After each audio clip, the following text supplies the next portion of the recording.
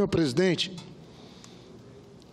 senadoras e senadores, todos que nos acompanham pela Rádio e TV Senado, eu queria cumprimentar a todos, especialmente a população do meu estado, do Acre, mas aqui dessa tribuna a gente fala para o Brasil inteiro, e eu trago um tema que está muito presente na vida dos brasileiros, nas famílias de todos nós, que é a crescente violência, que é a crescente destruição de uma das fases mais bonitas que todos nós já vivemos, ou outros estão vivendo, ou outros vão viver, que é a juventude.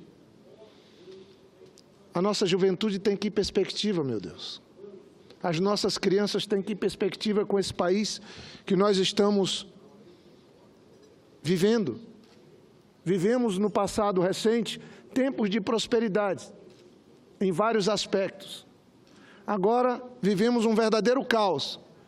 Depois desse impeachment, tudo piora no nosso país. As instituições não se entendem, a sociedade perde a esperança, as pessoas perdem a fé e a esperança, e as consequências são terríveis. Desemprego, violência, como marca. E eu trago aqui à tribuna do Senado uma luz. O país na Europa que tinha as piores taxas de envolvimento de sua juventude com drogas, lícitas e ilícitas. Estou me referindo aqui a bebida, cigarro, maconha. Era a Islândia. Saiu uma matéria no jornal É o País, que eu, com cuidado, li. Reproduzi no meu Twitter. Estou pondo na rede, na minha fanpage. A Islândia, ela era, eu podia dizer assim, o pior lugar, o pior país para os jovens de 15 e 16 anos na Europa. Era ali naquele país que tinham de 15 a 16 anos, 23% dos jovens já fumavam.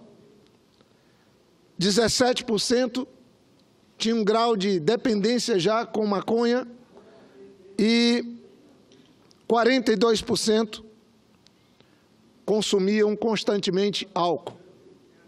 Vejam, estou falando de garotos de 14, 15, 16 anos, num país. E de lá para cá, 20 anos. A Islândia, o mesmo país, é hoje um dos países referência na Europa, porque do consumo de 42% dos jovens de 14, 15, 16 anos que tinham uso frequente de álcool, em vez de 42% dos jovens agora, em 2016, 5%. Mostra a matéria e o estudo científico. Do consumo constante de maconha, saiu de 17% para 7%. E o vício no cigarro saiu, senador Cidinho, de 23% para 3%. Eu estou falando de um país da Europa. Esses são desafios para os países do mundo. Como trabalhar com a juventude? Como cuidar dos nossos jovens? Como criar um ambiente que eles possam nos suceder na vida? Pelo trabalho, pela ética, pela integridade e pela preocupação com o próximo e com o mundo melhor, com hábitos saudáveis. Esse é o desafio. A Islândia conseguiu. E eu fico refletindo, e o nosso país, presidente? Qual é o futuro da nossa juventude? Como a juventude está vendo esse debate de corrupção, onde ninguém presta, onde nada funciona, onde as instituições todas estão caminhando para a desmoralização completa, numa verdadeira marcha da insensatez. No Brasil não é diferente. Nossos jovens têm energia sobrando, mas a perspectiva de vida é nenhuma. Os números são fortes. Eu peguei dados sobre a juventude brasileira, de 13 a 15 anos. de 13 a 15 anos. Uma pesquisa do IBGE, divulgada traz dados alarmantes sobre os hábitos dos adolescentes brasileiros. Alarmante. O trabalho se refere a 2015, mas foi divulgado depois. Foi realizado com estudantes do 9º ano de escolas públicas e privadas de 13 a 15 anos. O resultado mostra que o percentual de jovens que já fazem uso de bebida chega a 50%. Estou falando de jovens de 13 a 15 anos. E isso em 2012. E passou para 55% em 2015. Já a taxa dos que usaram drogas ilícitas, que declararam usaram drogas ilícitas, saiu de 7% para 9% entre 2012 e 2015. Também subiu o número dos que relatam fazer uso do cigarro. Então, senhor presidente, nós devemos refletir. O que fazer para que, para a nossa juventude, não seja apenas aberta a porta do crime, do cemitério, da droga, do vício, da dependência? O que devemos fazer? Ou o que podemos fazer? Primeiro, eu tenho uma constatação. Eu acho que tudo que nós fizemos até aqui está errado. Está errado. Deu errado. Porque a nossa juventude não está tendo a acolhida que precisa ter. Eles não estão vendo a porta de um mundo, de um melhor relacionamento, de hábitos saudáveis se abrirem. Se forem mais pobres, pior ainda, os mais pobres. Se forem de cor, pior ainda, mais de 40%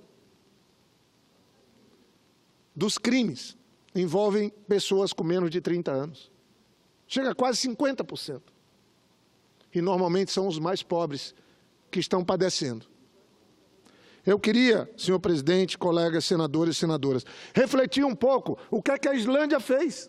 Um país que era o pior do ponto de vista dos hábitos para os jovens. Eles investiram em esporte, em educação mais ainda, mas especialmente em atividades extracurricular, esporte, cultura.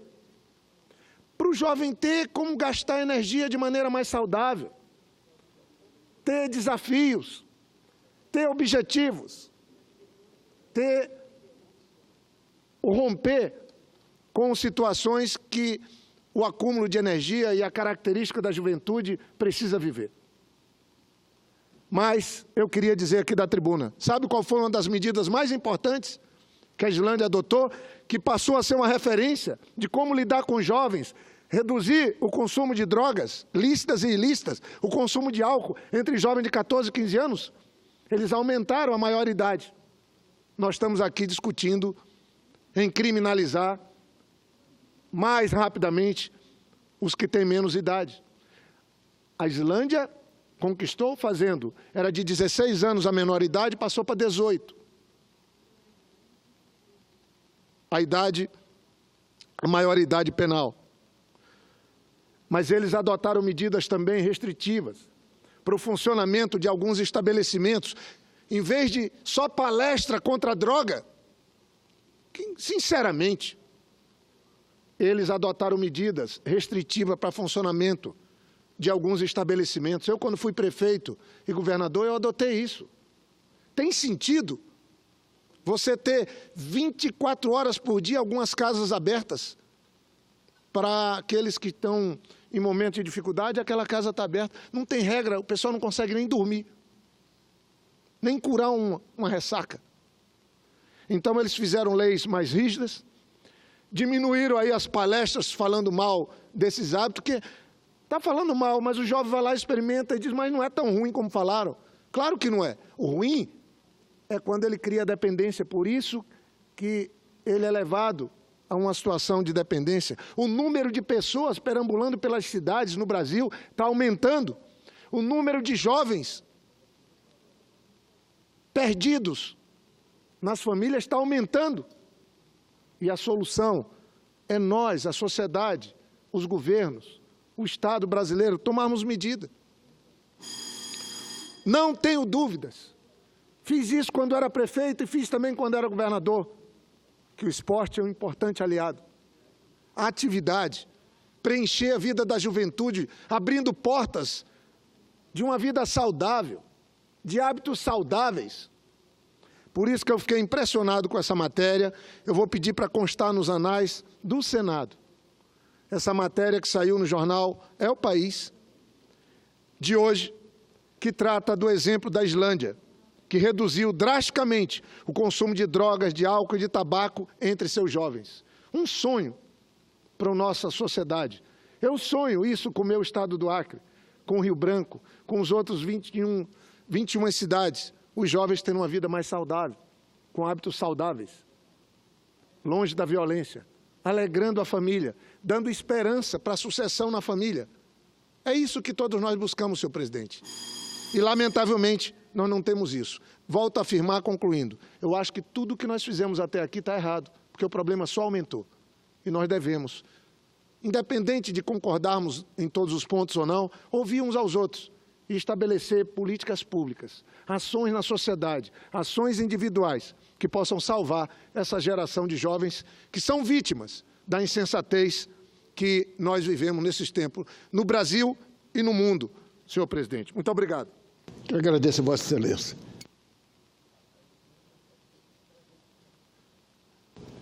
Mas é um exemplo que funciona muito bem. Meu estado, Rio Branco, minha cidade tem 300 mil habitantes.